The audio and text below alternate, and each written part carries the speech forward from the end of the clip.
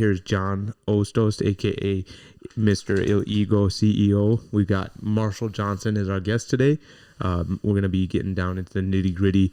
We're going to talk about some powerlifting. We're going to talk about Marshall's progression and what he's going through right now.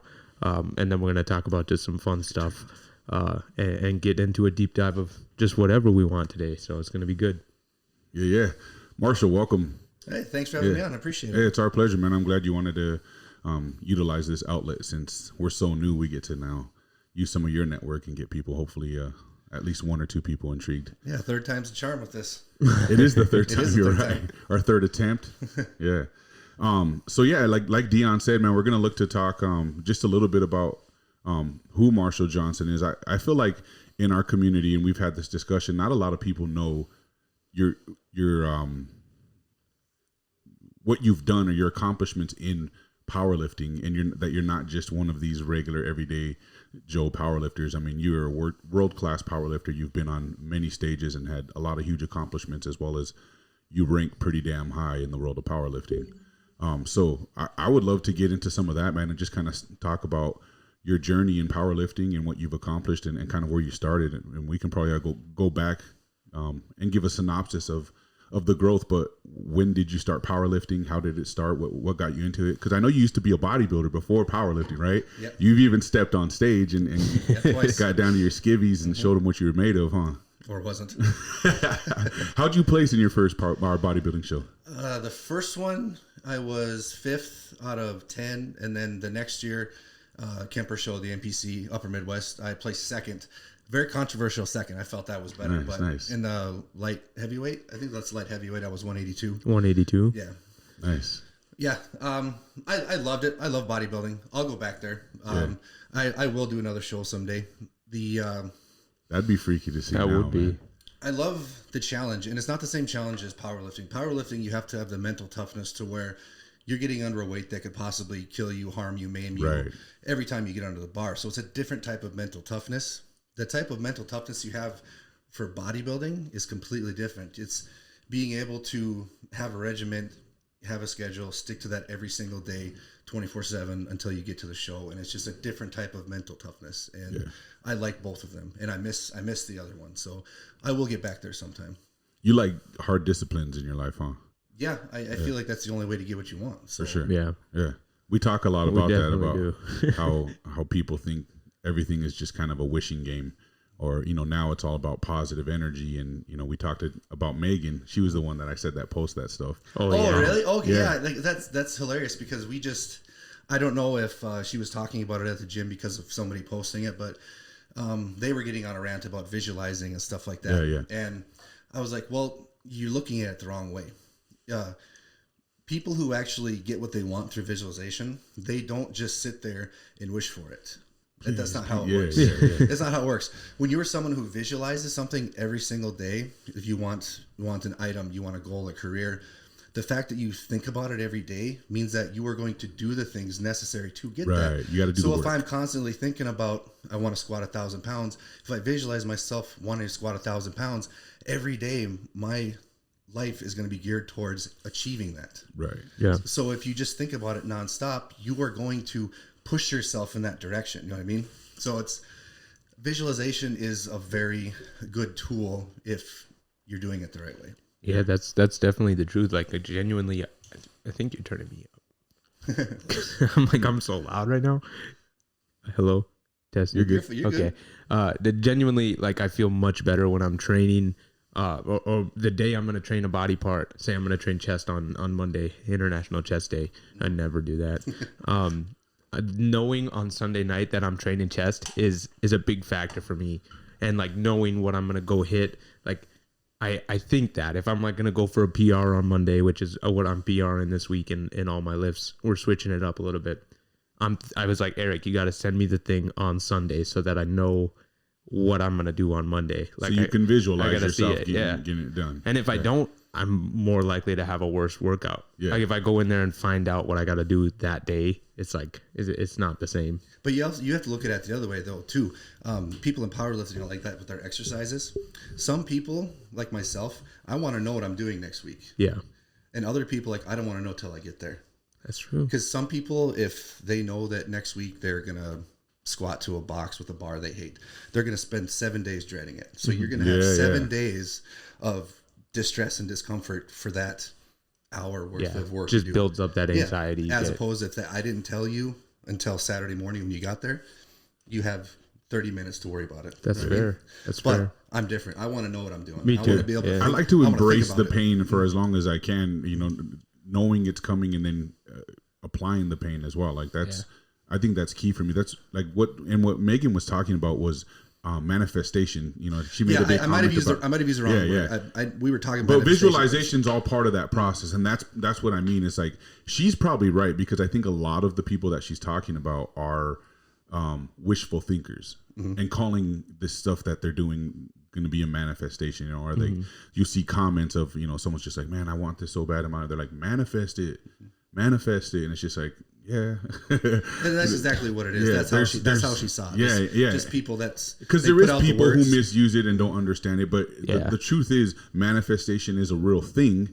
It's truly physics, and then visualizing, doing the work, all that stuff is applicable when it comes to being able to manifest things and visualize whatever it is that you want. So yeah, it's funny though, because it's just something that people talk about, like it's just, oh, it's gonna happen because I've been dreaming about it, and I'm just confident. I'm confident. Like when the Secret came out, did you ever see that book that came out? I actually watched The Secret a lot, and I truly I watched it a lot too. Bob Proctor's the real deal too.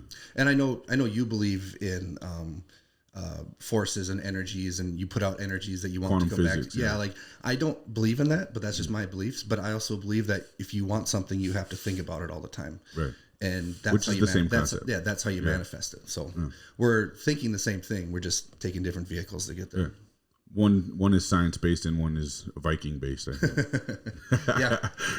So to get a little bit more on track here, when did you? We have no track. Well, because I'm curious too, and I've known Marshall for a while now. Yeah. We don't talk much because it's mostly we see each other when we're training, but. So you did your bodybuilding show. Were you powerlifting before that, just like on spurts, or were you just bodybuilding and then you started powerlifting? And what time frame was that? What year? So I started weightlifting, I think, in my senior year. And then I was I wouldn't say I was a gym bro, but I would say I was a step above a gym bro. I was a little more dedicated. I took my diet a little more seriously. I didn't fuck around in the gym like as I am now. I still got to the gym, and training was my focus. And I just did that with no real end goal, because as most of us do, I just used it to self-medicate. And then in 2007, I don't know why or what inspired me to want to do a bodybuilding show, but I did one. And I don't know if it was because I was friends with Tom or what it was, or because I trained with Tom Kemper, the guy who runs the show. Did you coach yourself then, or did you actually have a coach at that time? No, the 2 bodybuilder shows I did myself. That's awesome. I did diet myself. It was probably worse than it needed to be. As I knew was, I had to eat less. Yeah. So I carbs, I cycled down it really low. Like I did like a 3-month prep for it. Like the first month was X amount of carbs, and then 2 months I cut them, and then month 1 I cut them, and then like 2 weeks out I cut them. So it was just a gradual progression of dropping carbs, and I kept fats out completely, which we all know now is stupid. Tried to keep the protein high. Did stupid amounts of cardio.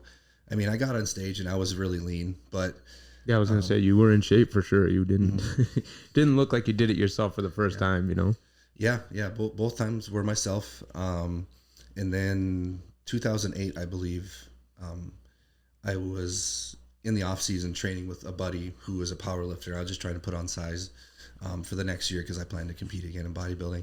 And I just realized that lifting heavy weights and eating was much more enjoyable than bodybuilding. And then I kind of never looked back since. And like, but you're not even a really big eater, are you?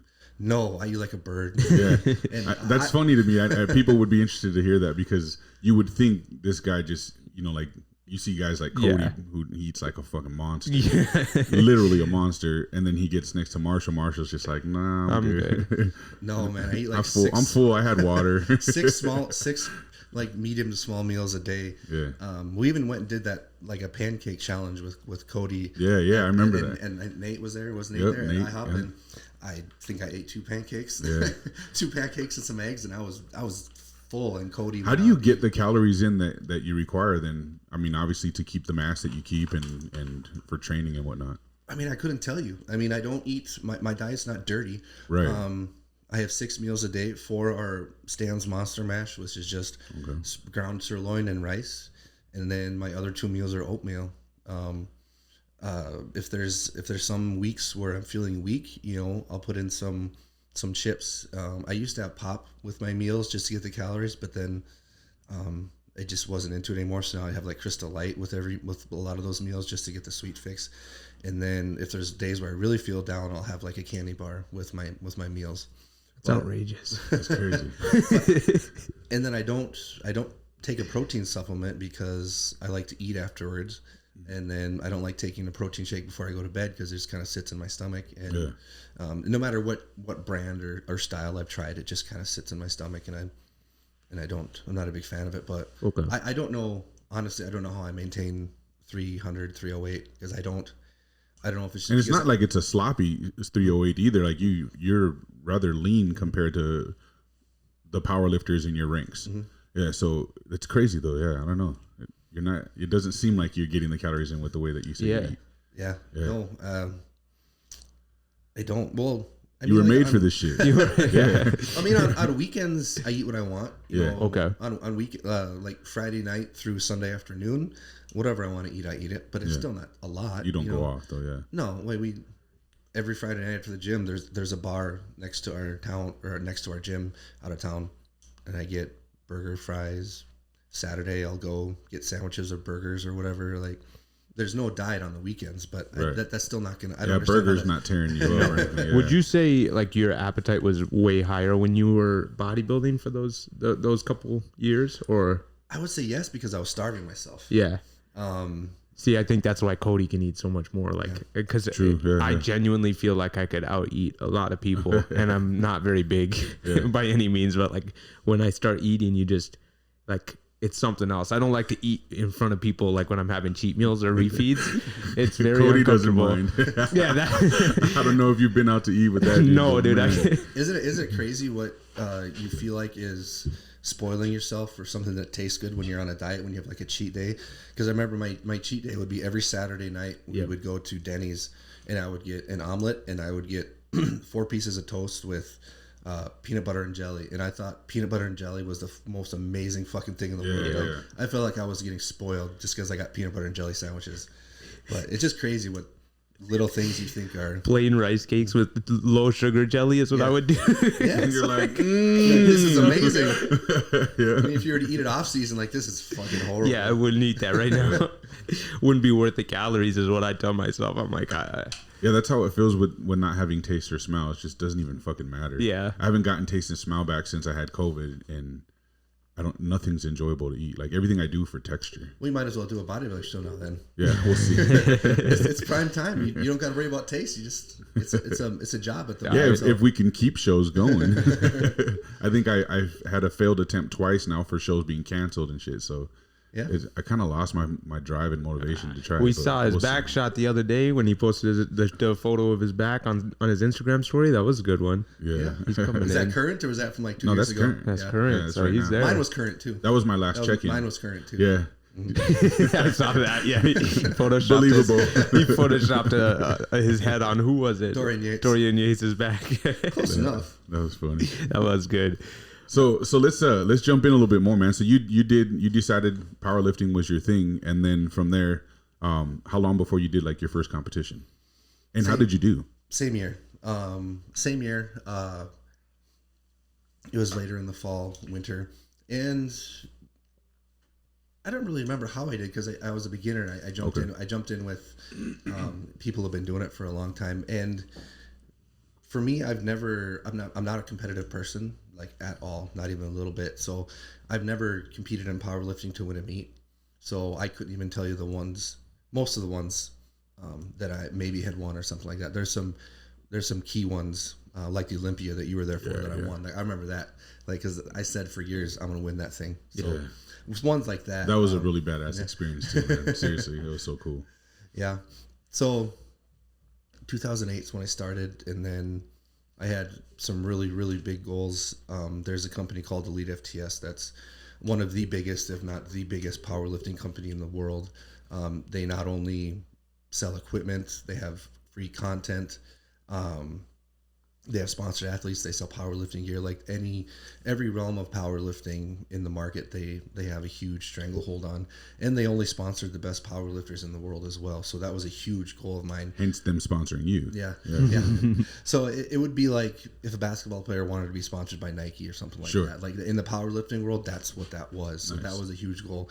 And coming from a bodybuilding background, Animal was my favorite brand, hands down, because just every month when those magazines came out and they had the new cutout of the new Animal Pack cutout, the page on the inside where it's the black and white pictures with the guy wearing tattered clothes, and I just loved that mentality of going to the gym and suffering and wearing clothes that look like you took them out of a garbage bin. I just love that. Just that grungy, grimy look.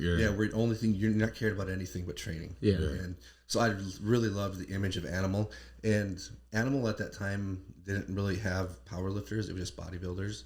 But they did have the Animal Cage, and they would bring people in to do like feats of strength, and they would have powerlifters come in, but they would have like bodybuilders do feats of strength as well. But a huge goal of mine was I wanted to squat in the Animal Cage, because they only invited the baddest of the bad, the strongest people. That's the only people they invited. So that was a huge goal of mine. Like, I'm gonna squat in the Animal Cage someday. And I think it took 2008 I think it was like 2 or 3 years, maybe 4 years in powerlifting before I was finally sponsored by Elite FTS, and I in fact squatted in the Animal Cage. I squatted 1,000 pounds in the Animal Cage, and I actually got sponsored by Animal. So that was as a result of that. I got to squat in the Animal Cage because I was sponsored by Animal. Got you. So I got sponsored by Animal first, and it was really cool because they didn't really sponsor powerlifters. I mean, they had a few, 2 or 3, but that wasn't their niche. Yeah. You saw like in the past they went hog wild on sponsoring powerlifters. They took a huge stranglehold on powerlifting, but when I got sponsored, they really didn't have any powerlifters. So that was also really cool because they didn't really have that. So how'd you get noticed by them? If they weren't sponsoring powerlifters, like, did someone connect you with them, or how did that come about? My first instinct would be to say social media, but we didn't have not even this hard, for sure. We had YouTube was the big thing back. We did have like Facebook back then, I guess. But I didn't use that. Probably and that really Facebook wasn't really a vehicle to get yourself noticed necessarily, right, was it? I don't think not in 2009, 2010 and stuff like that. No. Well, I know with Elite FTS, you could send questions. Like all of their sponsored athletes had Q&A columns, and I would ask their sponsored athletes questions all the time. I would figure out who worked at Elite FTS, and then I would write them emails and messages and tell them I'm interested, and then I would become friends with the people who were sponsored by Elite FTS. A guy named Joe Jordan was a huge one. He actually he did a lot of. You guys are good friends now, still too, huh? He did a lot of work to get me sponsored. He pulled for me for a long time, so I remember that's how I got with Elite FTS. I made friends and networked with everybody who was associated with it, and then once they saw like the numbers I was doing and the progression I made over the years, that's how that came to be. But as far as I want to say, Animal might have came via Elite FTS, because once I got sponsored by Elite FTS, then you have your own blog, your own content. You put that out, and then they have access to. And you used to blog for them, right? Yeah. I remember that. Yeah. Okay. Yeah, and Animal was awesome. I was only sponsored with them for a year, and I chose to leave. It was so cool to be actually sponsored by a big company, a reputable big name. Yeah. Because if there was something going on, they flew you out there. They paid for your flight. They paid for your food, your hotel. Like they treated you like a rock star, because they're a huge company. That just goes with it.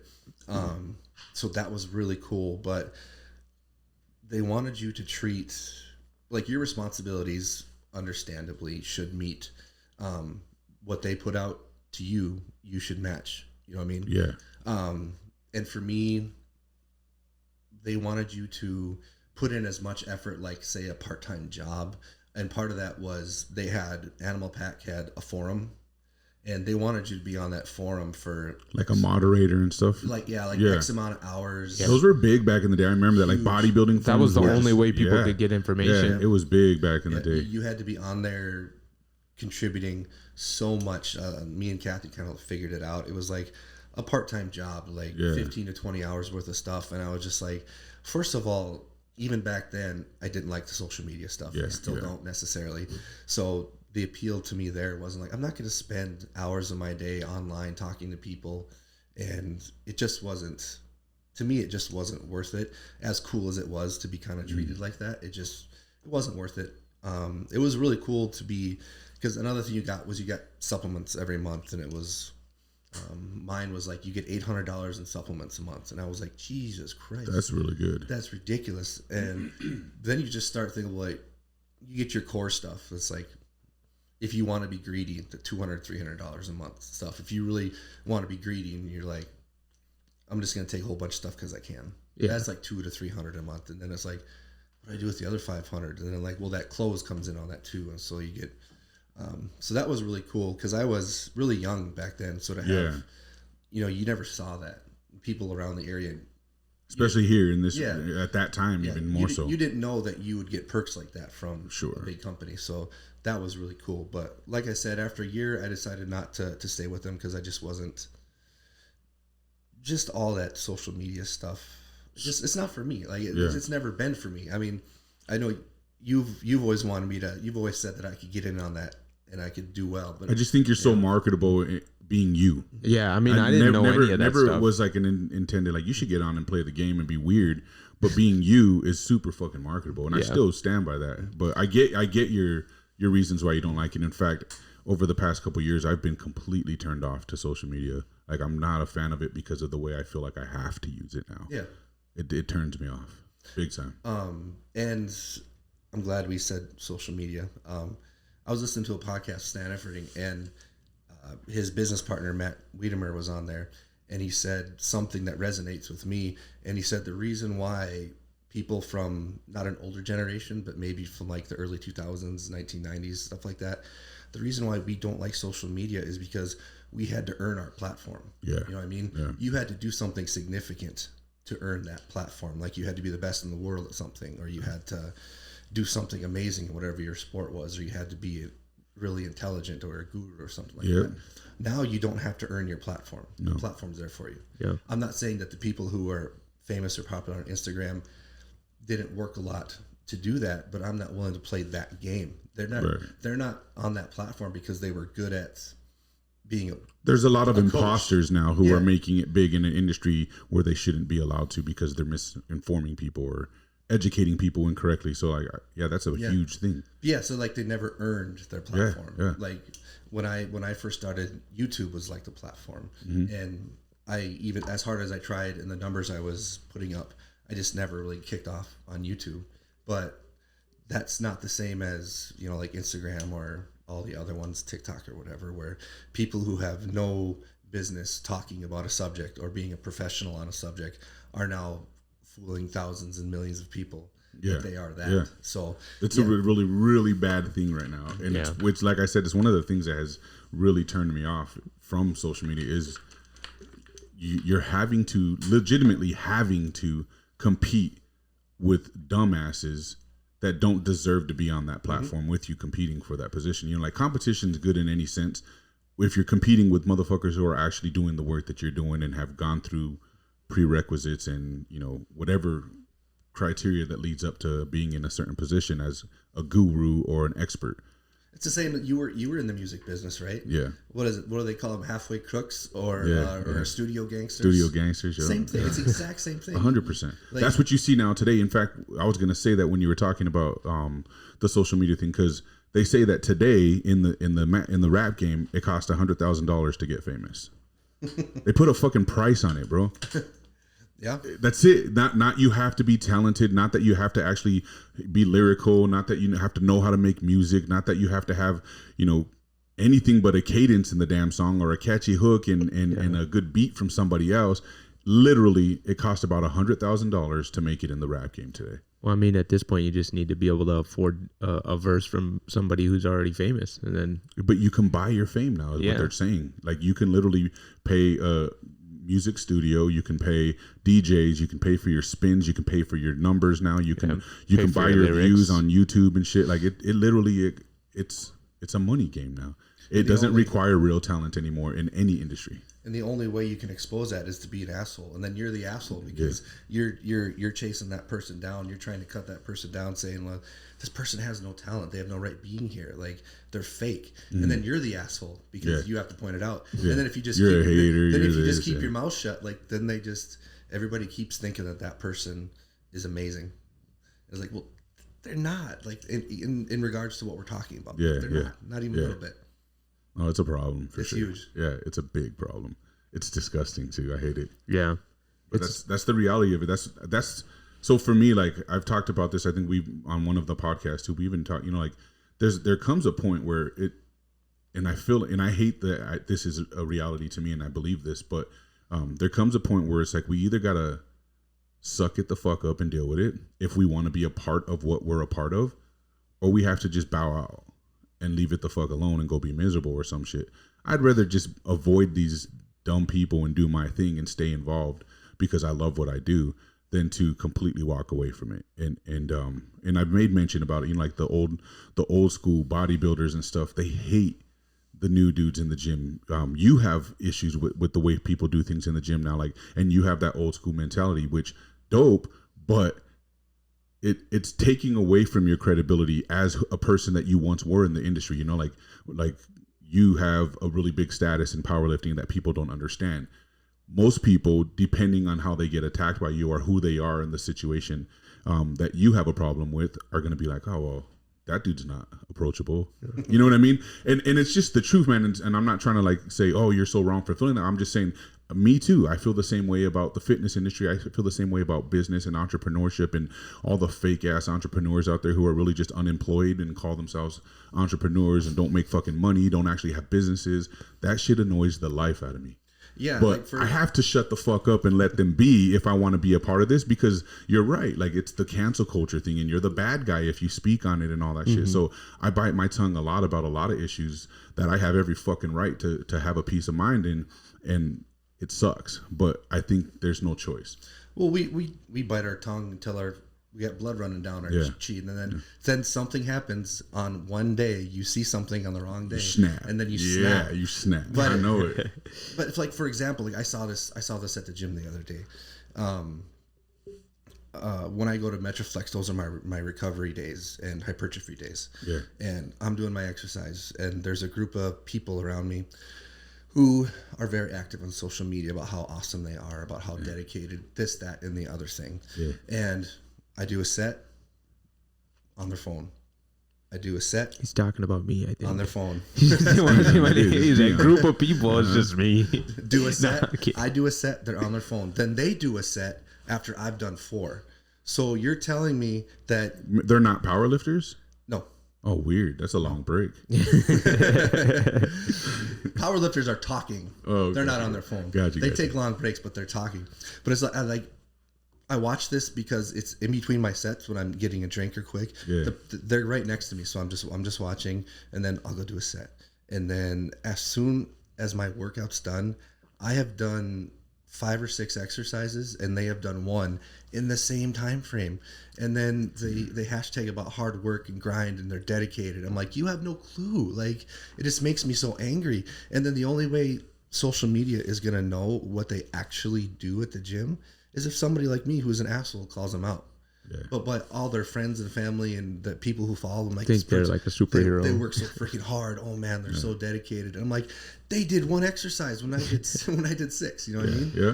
No, I get it. That's just something that just aggravates me. It's frustrating, 100%. I'm not even gonna lie. Because to me, it's so obvious. Yeah. Like, do you really think that if you went to the gym for an hour and a half and did one exercise that you are grinding, you're hustling, Right. you know, you're getting shit done? You're cruising, man. Yeah.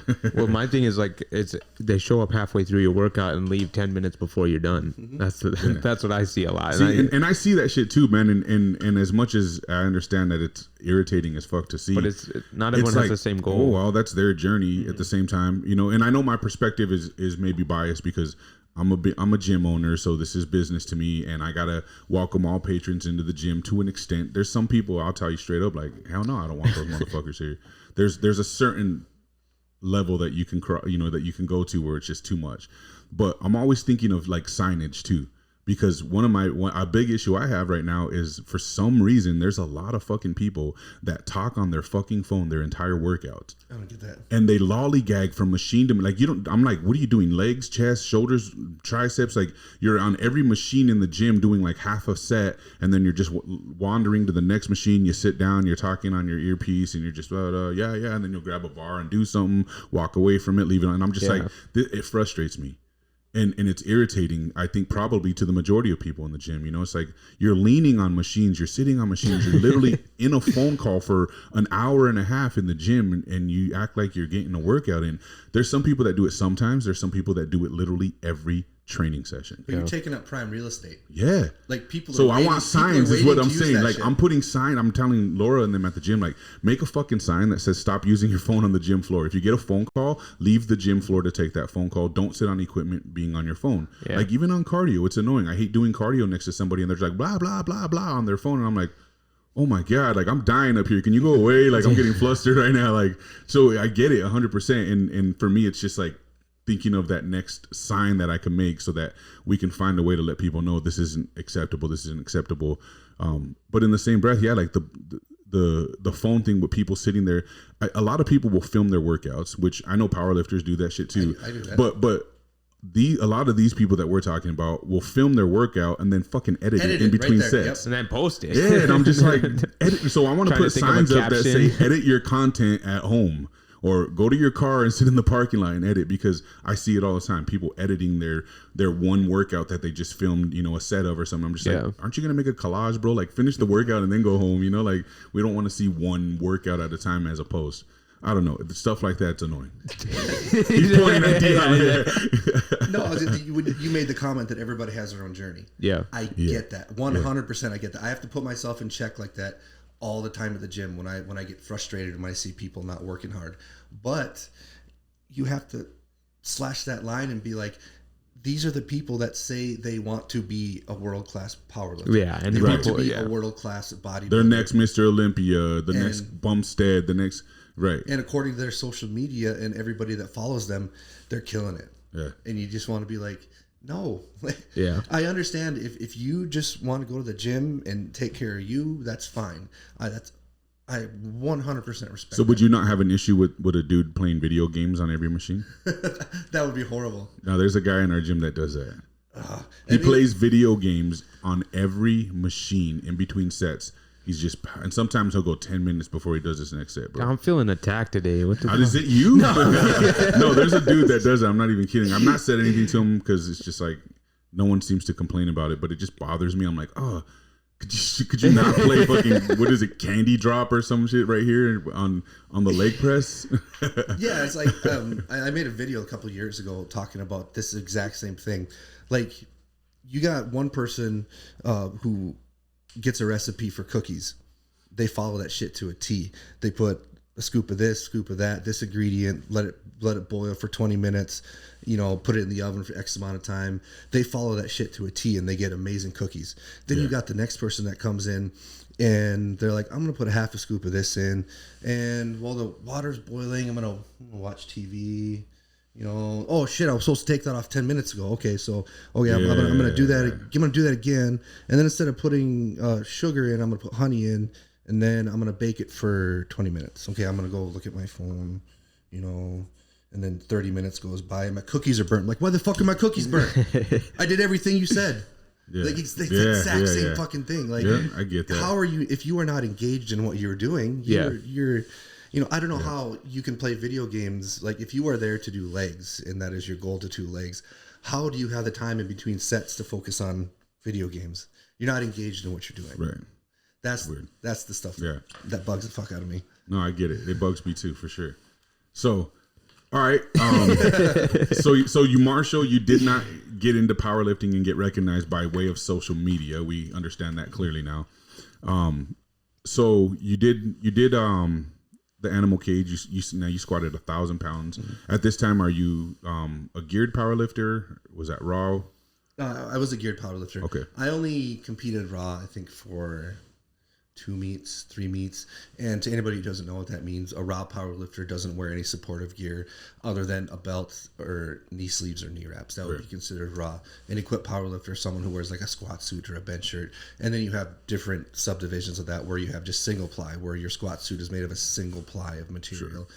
And then you have multiply, where your squat suit has multiple layers of material on it. And I didn't really care to be strong raw. I just knew from the beginning of powerlifting, I wanted to squat 1,000 pounds, and I didn't care how I got there. Sure. So I built up some really good strength raw, moved to single ply, built up really good strength single ply, moved on to multiply, and then shortly thereafter, I squatted 1,000 pounds in competition. I think 3 years after I started powerlifting, I squatted 1,000 pounds, and back then, people didn't squat 1,000 pounds back then. And you were a lot smaller back then too, weren't you? Yeah, I was 275. Yeah. And so to squat 1,000 pounds at the time was a really big deal. And then from there, it just went on. And well, you could call, I don't know, by definition, you could probably call Elite FTS social media, because I was interacting with people online through the blog posts. I would write articles for Elite FTS, and people would read them, and they could ask me questions about it. I would keep my training log every day I trained. I would write my training log, and people would ask questions about that. So I got a lot of exposure on Elite FTS. Like if I don't want to use the term fan base, but I became known in powerlifting probably because of Elite FTS, because I just had that huge exposure because it's worldwide with Elite FTS. Yeah. So that's how I got a lot of my exposure. How long did it take for you, like when you started powerlifting to when you got sponsored by Elite? How long was that? It sounds pretty fast. I want to say it was 3 or 4 years. 3 or 4 years. Yeah, I mean, it didn't take very long. In powerlifting, I took off like a bottle rocket. I took off very fast, and then I hit a point where I stalled for a long time, and then get like a resurgence, and then took off from there too. But I took off really fast in powerlifting, and then I just kind of, as most of us do, we have a way of doing things. And when you run out of rope, you think, I'm going to keep climbing this on the same rope. Like it's done. Like, but I beat my head over a wall for so many years trying to train the same way. And I just flatlined. I did not go anywhere. I went 7 years without a PR, in powerlifting, and talk about dedication to the fucking craft, though, bro. I couldn't name very many people who think that they're powerlifters nowadays that would go 7 years without improvement and stay in it. Yeah, because the lifespan for powerlifters is like 2 to 3 years. You could probably say that for bodybuilding too. Like, people get in and out. 2 to 3 years, and these are the people that are saying they're dedicated, hardcore. This is my dream. Like, you gave up on your dream after 2 years. Like, once it started to get hard, you were out. I went 7 years with no improvement, and then something happened, and then it just skyrocketed after that. So, but you never stopped working. You just didn't make improvements. Just didn't make improvements. Right. No. That's crazy. Had a lot of meets where I would have a squat PR, but not a bench or a deadlift PR. Then I would have a deadlift PR, but not a squat or squat or bench. So your total was just staying. My total didn't go anywhere for 7 years. It wasn't until I actually got a powerlifting coach, and I changed the way I trained. Because again, you're coaching yourself almost this whole time, right? Yep. I was my own coach for 10 years. 10 years in powerlifting, and I became world class in the process of coaching yourself as an amateur powerlifter. Which is crazy. I think people should know that. I think people should know Marshall is a world-class powerlifter at that. Like, in this community, there's not a lot of, and you probably will hate the term celebrity, but people of notoriety and who have status in something outside of this community that's bigger and more national or world levels. So you don't get a lot of celebrities from here. You don't get a lot of Instagram famous people, stuff like that. Yeah. You being a world-class powerlifter, what is your current ranking? Right now I am ranked 7th in the world in my weight class, regardless of federation, regardless of everything. 7th in the world in my weight class. And I believe it's 13th in the world regardless of weight class. So damn. Yeah. And that was that's no small feat. Yeah. No, yeah. So that was pretty cool. And I never post that stuff. Right. You know what I mean? So I don't ever want to, I never want to portray myself as someone who boasts on social media. And then, but then I can't complain if nobody knows the stuff I've done outside of my circle, you know? Right. I've got like a thing against that because like not against you. You're not going to break him. Like, I've tried, trust me. Yeah, I've tried. Like the people that say like work in silence and stuff like that, just fucking do the work, you know? Just do the work. You can work and tell everybody about it as long as you're doing the work. Don't tell everybody about it and don't do the work. But you can tell people about it as long as you're doing it. Like if you're gonna give up, don't tell people about it then. It's not worth it. Yeah. But like doing the work in silent isn't gonna treat you any better than you doing it and telling everybody about it. Like if you can handle people like telling you, oh, you're the best, like, and you deep down know that's them just being nice. That's what people say. Like, and you can keep pushing yourself. Then that's what you need. Not like I'm gonna grind out this off season right now, and it's gonna be crazy. I'm not gonna show anyone my physique for 2 years, and then I'm gonna come out of the shadows, and everyone's gonna be shocked. I don't find that to be headphones on, hoodie up. Don't talk to me for 16 weeks. Yeah, but with that being said, some people are different. They like. I'm okay with people saying, "Oh, you did really well there." Well, I don't. I'm 20 pounds below the weight cap. You know, like I know that. So there's something to it that I find, but I get not everyone is the same, and that's a big case. So, but you definitely. I mean, and especially like me being someone we've only known each other for maybe 3 years. It's like I'm fascinated. That's why I've been so quiet because like I didn't know any of that stuff. A lot of stuff, huh? Yeah. It's very interesting. Which is crazy, and this is part of the downfall of you not being the kind of guy that, like even a Navy SEAL wears his medals, bro. You know, like and those are some of the baddest fucking dudes in the world. But now you're a powerlifting coach. You should be everybody's fucking coach in powerlifting in our community right now. Because of the way you're decorated, because of the things you've accomplished in powerlifting, and I'd say because of the decade that you brought yourself to that level. Yeah, that's really coaching impressive. Your fucking self. That's a huge thing for sure. I'm glad that we're doing this right here because we'll do it for you. We'll put it out, and then you just gotta answer if it's true or not. You know, but it's huge for you, man. And I think I'm hopeful that we can spread this enough where people can kind of recognize like who the fuck Marshall Johnson is. Like, I've always seen you that way. I remember you from Sports Center when I didn't really know you, and AJ had introduced me to you and stuff. And I remember watching you come in and lift, you and your team, and the gym would get fucking nuts when you guys showed up because everyone would just be watching and staring. And Kathy was like lifting more weight than the dudes in the gym, and everyone was just like freaking out about these people. So you were always just cool shit, super humble guy. You didn't waste a lot of time talking to people, but you said hi and shit like that. Yeah. And I remember that's how I first engaged you one time. But I've always was like, man, this guy's fucking us. And I would talk to people like, man, I go to this gym, Sports Center, and there's this fucking dude that's just stronger than shit. He's like, they call him the Freakshow, and he's got like spiky hair and fucking, you know, like he just was the part, you know, all tatted up and shit. So there's just a thing about you that people don't understand though. Like you're on a bigger level than you behave, for sure. You hold a higher status in the powerlifting community than people understand, and that you even tout yourself for, which is probably a downfall for you, if I had to be honest, because now you're in business of being a powerlifting coach. I think if you decorated yourself a little bit better, it'd be more fruitful for your business because you should be coaching anybody that's doing powerlifting in this community for sure.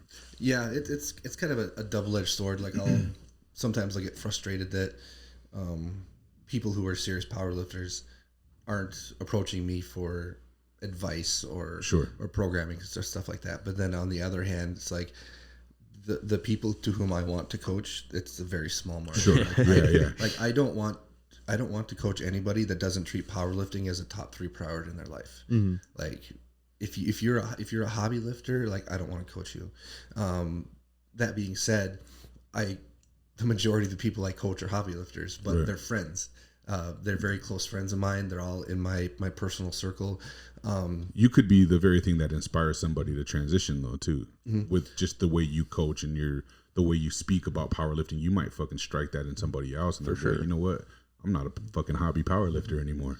Yeah, and I have about 4 or 5 people that I coach who take it serious as the top 3 priority in their life, it's like I do it part time, so I don't want to waste my time. My time's valuable, just like your time's valuable. And until that day comes where I want to take the lunge and maybe do it full time, then I might want to consider taking on people who are hobby lifters. But right now, since I only have so much time dedicated to coaching, I only want to work with people who treat it as a high priority in their life. Which, that being said, I can't really complain if people in the powerlifting community don't necessarily come to me for questions and stuff like that, because I'm not making myself available. You know what I mean? Well, this shit's over. It was good talking to you guys. No, I get it, man. It is. It's like a double-edged sword for sure then, because you're serious enough that you don't want to mess with people who are dabbling, so you don't technically need the business, I guess. Yeah. In the same breath, people don't recognize who you are in this industry. And like I said, I think somebody would be inspired, or it would spark an intrigue in somebody to say, you know what, I would love to take it more serious if I could fucking get this guy to coach me. Yeah, I mean, I had no idea of what powerlifting really was until I started working at Metroflex, and I saw you, and I was like, well, this guy's, I don't know who he is, but I know he's That's something. Why they call him the Freakshow. Exactly. That's what everyone always says. Oh, yeah, that's why. and then like working at the front desk for years, like going down and watching you squat was just like a big thing. Like just to even be able to see that much weight on the bar being lifted was so cool to me. And I was like, that's something. Like I don't even want to power lift, but I'd love to do that. You know? And I didn't get the nickname Freak Show from powerlifting. Really? No, I got it from before powerlifting. I was as a bar bouncer. Yeah. I was a bouncer at Playmakers. Yeah, that's what I remember. Have you been around long enough to know Playmakers before they switched it? Yeah, you was there when you were security. Okay, I was there in a lot of fights you were breaking up. I was in them. I was gonna say, yeah. You were probably one of the guys I was afraid of. That's a horrible job for someone who's petrified of confrontation. Yeah, but there you were. Yes. Yeah. But the girls liked you though. Yeah, I remember that. I asked the guy to leave very nicely, physically, and at the time I had lots of piercings in my face. At one time, I had 18 piercings, above my neck, and spiked hair and stuff like that. And a guy called me a freak show, like trying to insult me, and then the other bouncers just started calling me that, and then that's fucking cool. Then that's how it kind of stuck. So. Yeah. Dang. Nice. So Marshall gave me the nickname Sweet D, and I don't know. It works. Yeah, I mean, I guess I do really like Always Sunny in Philadelphia though too. So I appreciate it. You know. That's what's up. And it's funny that you bring up the sports center, because I remember you from the sports center, and I always wanted to recruit you for powerlifting, but I was too scared to talk to you. Oh, that's funny. It's the thug thing. Like everybody, it is. It's true. It is. It's like, oh man, that's funny. You were an intimidating figure. You look like Suge Knight, and I did not want to talk to you at all. Even still to this day, you're still like an intimidating figure to me. For sure. It's weird. I think it's because I was small in high school, and the popular kids I was intimidated. Like when I talk to you, it's like I'm trying to talk to one of the popular kids. Like that is wild. I trip on my tongue. Like, well, when we go to like a company Christmas parties and stuff like that, Kathy's like, you need to take shots or something so you talk. Like I'm just petrified. You probably notice that I sit in the corner and don't say a word. Yeah. Don't say a word. I've actually mentioned that. Don't say a word to you. To anyone at that, unless they're in your powerlifting group. Yep. Yeah. That's crazy, man. I didn't. That bothers me a lot, though. Not like personally with me and you, because we engage a lot and we talk. Like, so we've sponsored Marshall, for those that don't know, for the entirety since we've been open. Since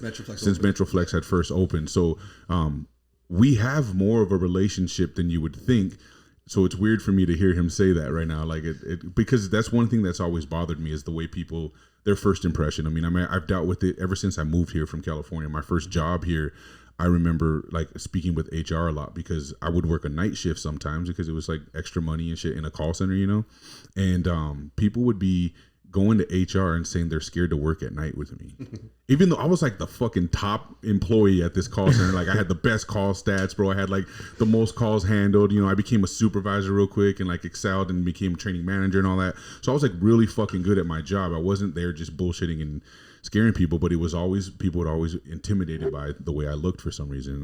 And that tripped me out because where I come from, that was never an issue for me. I looked like everybody and people weren't just afraid of me on site. When I moved here, that was a reality I had to learn to face because people were intimidated by me right off the bat. And that was so fucking weird for me to understand. I just didn't get it. And I took offense all the time. Everyone that said that about me was racist. I guess I'm racist. No, that about you. I mean, that's where my mind was. Yeah. You know what I mean? If they said that about me, I'm like, well, they're fucking racist. Then fuck them. Well, it's not because you're Mexican. It's because no, I know, I get that now, but you know, as a minority, that's how you take it. That's how you feel. You know, because I'm surrounded by let's just call it what it was back when I first came here, a white community, and I'm like a huge minority in this community because like there's me and then like a black dude and a bunch of men. It was probably your dad at the time because that's the dude I used to fuck with, you know.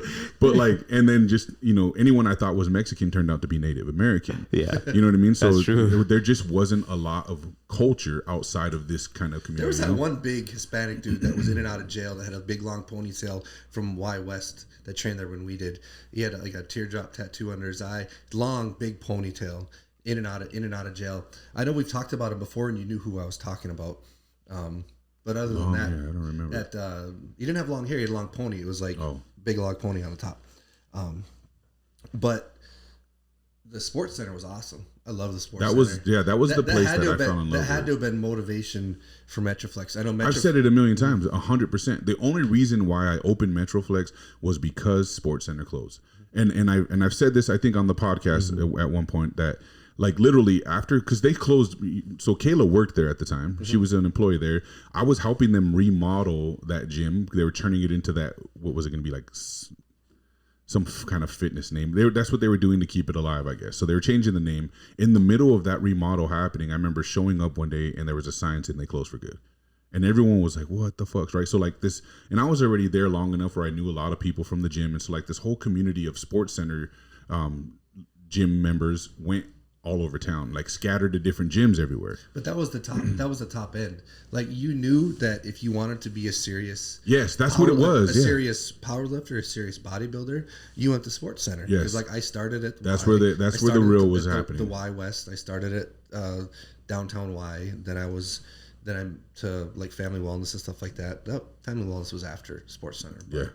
But Sports Center was like, if I wanted to be a better bodybuilder, I got to go to Sports Center. See, now people just want to be the biggest guy at the gym. Yeah. The ones that don't come to Metro. Yeah, exactly.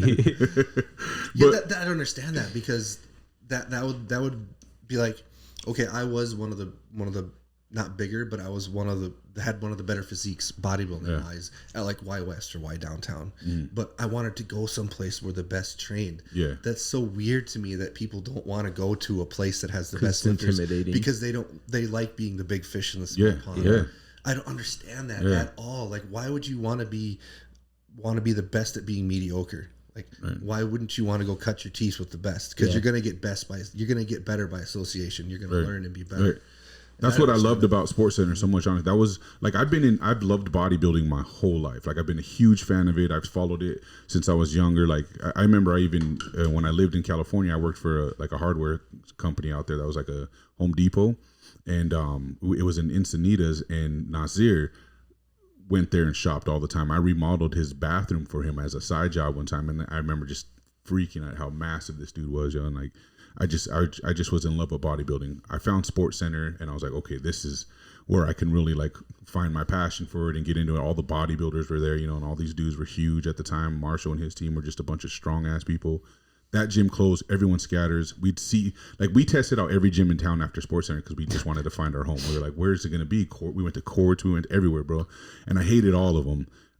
But I liked the Y downtown, so I signed up at the Y because I felt like their downtown gym was a little grimy and kind of like my vibe. It was in a basement. Yeah, yeah. So I went with that, but then I would run into people all the time from Sports Center. We'd all be like, "Oh man, I miss Sports Center, and nothing's the same." And I see so and so at that gym or this gym, or just like, yeah, and we're like, someone needs to build a new hardcore gym, and I was just like, yeah, for real. And I'm thinking Wade or Tom Kemper, like, what the fuck, right? And then we find out Tom Kemper bought all the equipment and put it in his garage. And I'm like, well, I guess we're not going to get another Sports Center anytime soon. So then one day it just hit me. I'm like, man, I should look into this and see what would be involved in opening a gym. And I found Metroflex, which was everything about Metroflex just fit my vision of what I would want to do for a gym at the time. And they had a really low cost franchising fee.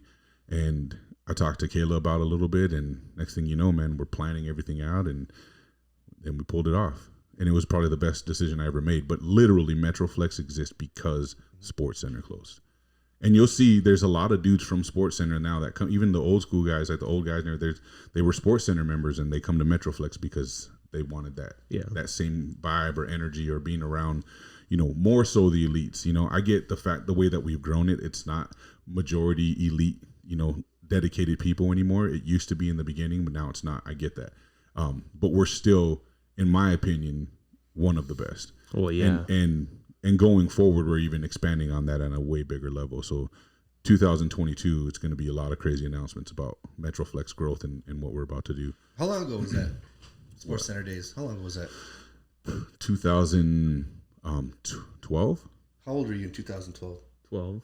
So you never got to experience the Sports Center? No, I started lifting when I turned 12, but I only did cardio. Okay. Because I was just a fat kid. And then I think I started hitting the gym when I was 14, I want to say. And that's when I was going to the Y. Where the little 14-year-old go? Downtown Y. Yeah. Yeah. And so I'm surprised. You opened 2015 or 2014? 2015. 2015. So I guess I might have seen you. We trained at the Y right up until we opened, though. We might have seen you for sure. Then. Yeah. I trained with AJ at the time. He was like my training partner. That's how we got to know each other, was through the gym. That's crazy. Yeah. Small world. Mm-hmm. I mean, it's a small town, bro. Yeah, I mean, that's true. Can't get a lot of past anybody here for sure. No. So cool, man. This is a really good fucking conversation, by the way. Yeah. Let's fast forward a little bit on kind of your career. So everybody knows you're world class at this point. You're definitely the guy to speak to in regards to powerlifting, coaching, advice, recommendations, anything. I get a lot of people hire coaches outside of this community. Some get real powerlifting coaches from, other states and stuff that are creditable, and that's cool too. But locally in this community, you've got to be, if not one of, at least the only verifiable, certified, tried, tested, and true to the fucking sport coaches that people should be working with. Now you've won the Olympia twice or once?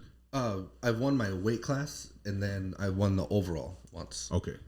So two big wins at the Olympia, which is the biggest stage of them all. It's one of the biggest stages for single ply lifting. It's international. People come from Russia, all over the place. Right. Yeah. That was a fucking really cool. Powerlifting can be boring. I'm gonna be honest. It's so long and drawn out, and if you're not watching your people, or if it's not 20 of your people competing, you're waiting for other people to get there.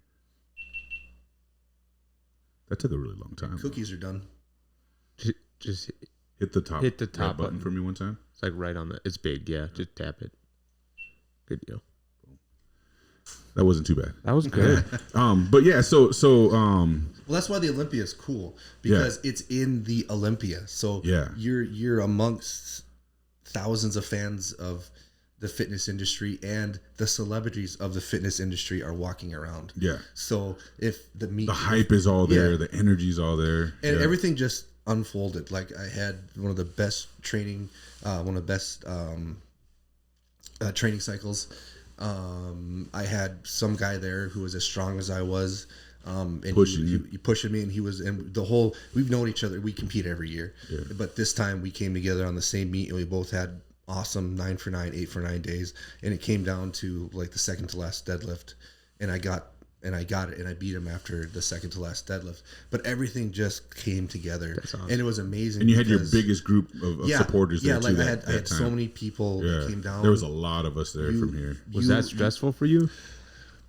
No, because I'm too busy stressing about anything else. Yeah. Like I have horrible anxiety. Like I hate competing. I 100% I hate competing. I get so like I've told Kathy, I honestly feel like the day of competition takes years off my life. I honestly feel that because it doesn't feel like it's good for my heart, because I spend 24 hours in a panic attack. I spend 24 hours of my heart beating through my chest. Yeah. Like it just having your blood pressure that high and your stress that high for 24 hours is just, I feel like it takes years off my life because I detest it.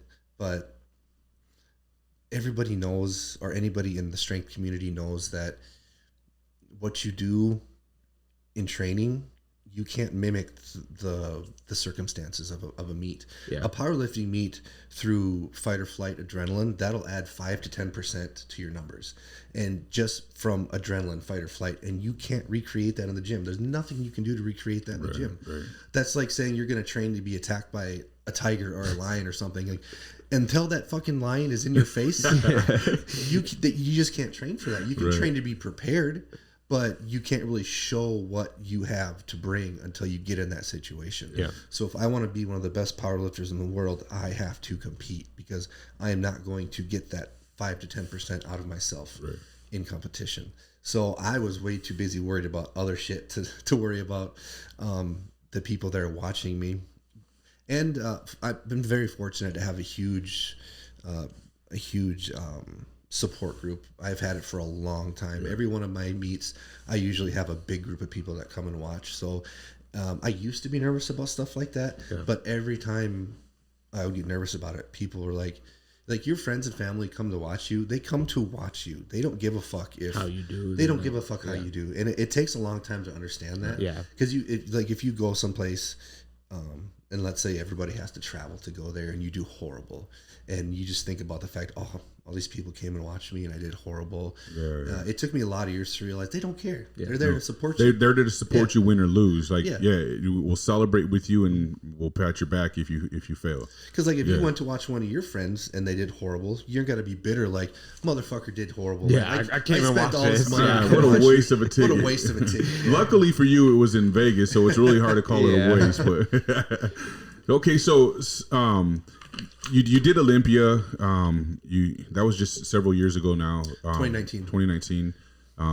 Kicked ass there. It was a hell of a time. An amazing event, man. It was really fun to watch you, and an honor to hang your medal in our gym as well, man. And it was an honor to get that Gordon Ramsay meal too. Yeah, for sure. It was amazing. Like, John, if I win the Olympia, will you buy me Gordon Ramsay meal? He's like, yep. Sure shit, I wanted to win to Gordon Ramsay. And I was fucking happy to buy it, man. I was so glad that was like some of the best, somewhat of a motivating factor. It was the best thing I had in my life. It was good. And it was just a big group of us, man. So it made it really, his whole team basically was there to support him, on the powerlifting team. That's awesome. And it was just a really cool experience, a really good all vibe, the stars lined up on that weekend. Yeah, it was fucking awesome. Now fast forward a little bit from there, you end up getting injured, and you've been basically working that injury for several years now. Where are you at with that? Okay, so a little background. 2019, hands down the best year of my career, hands down. 2019, the beginning of the year, I hit that first PR total I had in 7 years. So that's huge right there. And then in July, I hit the total that was 7th all time. Had the best meet of my life. I PR'd on every lift. I broke the top 10s. I was number 7 ranked in the whole world, regardless of federation.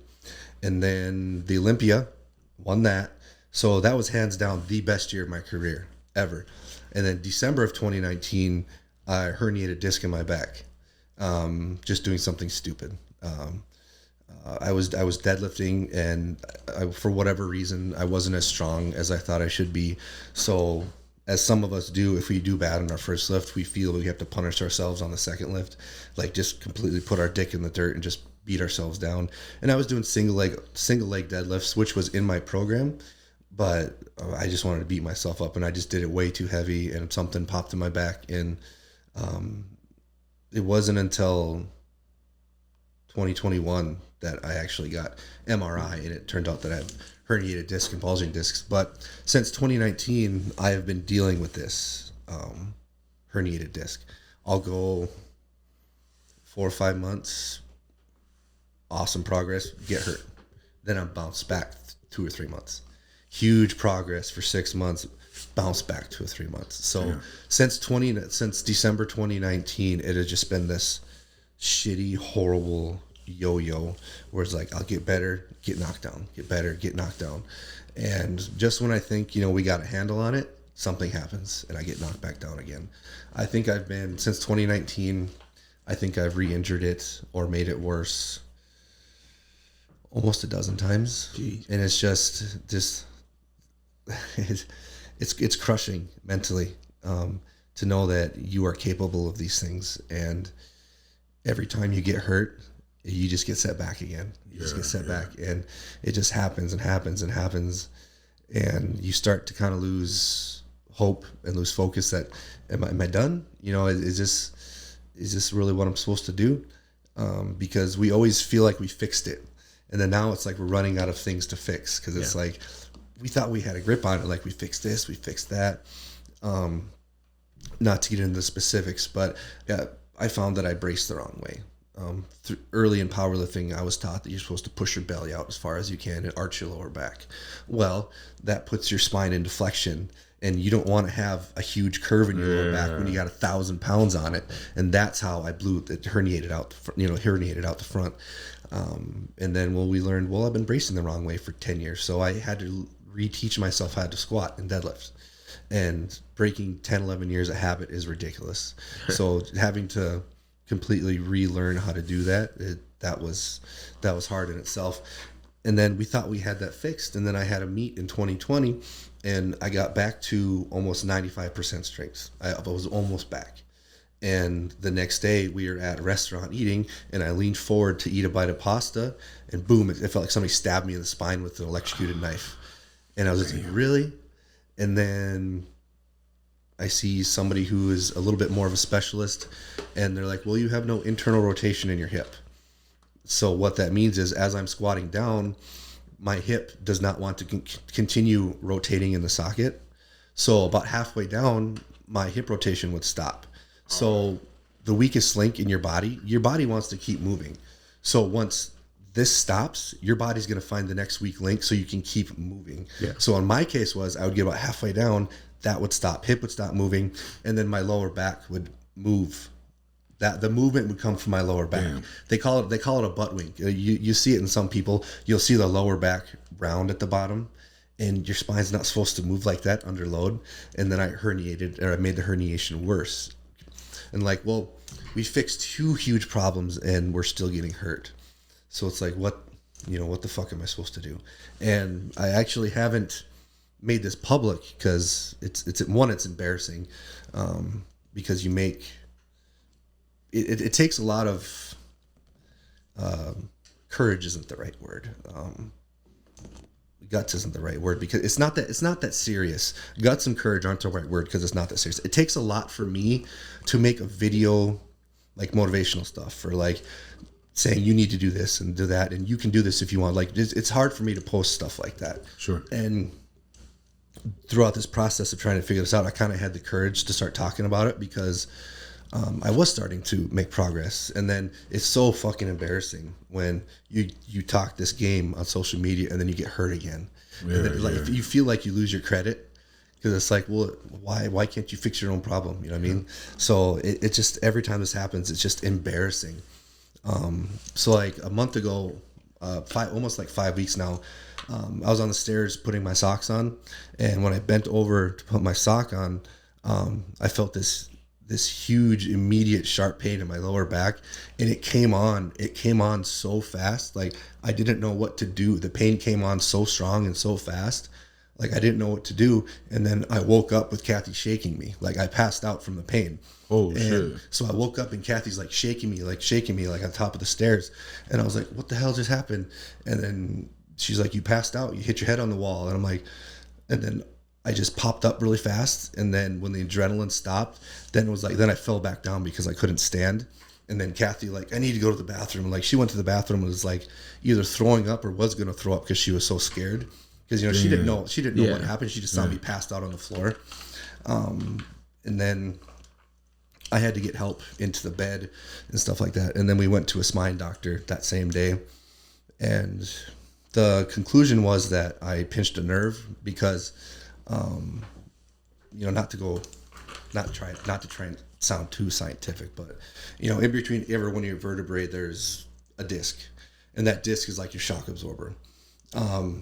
If you have a herniated disc, that means at some point you had been under load to where it pinched to one side. Like your vertebrae are stacked. My chiropractor Chris talks about it like jelly donuts stacked on each other. If you put jelly donuts and you put the pressure perfectly through the middle, nothing's going to happen. But if you pressure to the side and then squeeze, jelly's going to shoot out the other side. You know what I mean? So if I'm not bracing the right way, or if I get under a load and I start moving before I'm braced, before I'm locked down, that gives the opportunity for that spine and those vertebrae to move freely and like push the jelly out the disc. You know what I mean? And in between, on all your vertebrae and your disc, there's nerves that come out each vertebrae. And when you have a certain herniations in your disc, if they're herniated the right way and they're pushing that fluid and pushing that disc out, it pushes the disc up against your vertebrae and it pinches the nerve. And your body does not want to have its nerve pinched. It sends an immediate response, like an immediate pain response, an immediate lockdown response. Damn. So every muscle in my back, my hip, my legs, it all locked up. And that was the consensus that we already knew that I had a pinch, that I had the herniation was pushing on a disc. We already knew that, but it hadn't happened yet to where it actually pinched the nerve. And so it's not like I didn't necessarily hurt myself. I just moved in a way that herniation pushed on the nerve. And for 2 days, I couldn't walk without help. Like I couldn't get out of bed without help. I couldn't be walked to the bathroom without help, go up and down the stairs. So did you have to get wiped too? No, that was a huge fear of mine that Kathy was going to have to help me go to the bathroom, because I literally, the first time I had to shit, like there's no way she's not doing this for me. Like I will sit on that toilet and I will try stretching until I can reach my ass. Or you'll just flip into the bathtub and spray down. But it's ridiculous. It's so humbling. Just Marshall laying under the faucet with his legs. But just everything was so tight. Like you couldn't move, like a centimeter either way without excruciating pain. So I sat in the bathroom so long that first time, just slowly inching that arm back as much, wait for the pain to stop. Like so stubborn. Like just little things like that you take for granted, like wiping your own ass. I just couldn't imagine the loss of dignity if the wife had to come in and wipe your ass for you, bro. Like of any man, imagine if your girl was wiping your ass for you, Deion. That's horrifying. I'd have my mom come like, mom, you've done this before. Yeah. That's so it took do what you got to do. It took about 2 to 3 days to where I could move without help, but then moving without help was still extremely painful. So it took about a week to where everything in my body was just like, okay, we can start to let go. So it took about a week to where I could move normal, and then it took about 2 or 3 weeks to where I could move normal without being scared of re-injuring it. But it took me, I think last week was the first time I could actually put socks on myself, or I could actually put my shoes on by myself. And that's embarrassing too. Like for 3 weeks, Kathy had to put my socks and shoes on. Like that's fucking embarrassing. She even clipped my toenails one time, and that was fucking horrifying. Like that's just my wife clipping my toenails was just a loss of dignity. Like it was. I like that. Oh, I fucking hate it. Yeah, I'm down with a pedicure, man. No. I'm letting mine grow out through the shoe. Break the shoe. That's crazy. No, that's very unfortunate though. That I could only imagine, like just you telling us the story of bending over to grab some pasta off a plate like that. That's scary. Stupid. That's how it works, though. That's how injuries, like to the best of them, especially the ones that really put the weight on. The bodybuilders all the time, they talk about they'll be in the gym benching all the weight, dumbbell row all the weight, go home and vacuum and throw out their lower back or some shit. You know what I mean? Or tear a muscle or some shit. So it's because you're not focused on bracing. Right. When you're lifting weights, you're focused on bracing. Yeah. But when you bend over, you're not focused on bracing. When you go to put your shoe you're just on focused on getting that pasta on your plate. Yeah. I'm hungry. And it's been like a running joke that I got took out by Maybe pasta. your injuries are all from malnutrition, actually. You're not eating like you should. So now I think we're 5 weeks. We're 5 weeks past right now, and I can basically do everything. Because it's like I said, I didn't injure myself. It was just like my body had to finally realize, okay, you're not in danger. Like you're not. My body just had to let go. So now some things are kind of a little tight here and there, but I've been able to do almost everything. My initial goal was to take this year off and try to heal my back, because all the other times it was, how fast can I get back to competition? How fast can I get back to the platform? And I was constantly rushing it, trying to get all the help I could so we could get back on the platform. And it was a waste of time. Like I should have just stopped, but there was no way I was going to take a year off, especially after having the best year of my life. And the fact that, I'm 38, I was going to ask you how old you are. Yeah. Getting up there in years, I understand that like the prime for a lot of powerlifters is still like 45. So I still got like 7 years in my prime. But that's still like horrifying to take a year off when you're that close to the end. But my goal was this year to just do like bench only, something like that, where I could still get that competitive stuff going and still get to the gym and train for something, as opposed to just going to the gym every fucking day and working on mobility or strengthening stabilizers or just not getting to train. And then I had a really good conversation with Dave Tate, the owner of Elite FTS, because he always talks about making multi-year plans, and that was confusing as hell to me, because like, how do I know what I'm gonna want to lift 8 months from now, 10 months from now? Like, how do I know how to program for that? And he's like, you're thinking about it too specifically. Making a multi-year program is like, well, what do you want? Okay, I want a total 2,800 pounds. And he was like, okay, so here's the end game. When you get hurt, how many months does it take for you to get back to where you can move normal? And I was like, well, it takes X amount of months, let's say 2 months. And he's like, well, then how many months does it take for you to get back to where you're training at full capacity? I'm like, well, that takes like 6 months. I'm like, okay, 6 months. He's like, well, how long would it take you to get ready for a meet at full strength to total this? And I was like, probably like 8 months. And he's like, well, there, you just did it yourself, dummy. You just mapped it out. You just mapped it out. So I was like, okay, so next July 2023, 2,800, that's the goal. So I'm not gonna fuck around with bench only this year, because for me that was just something to keep my sanity.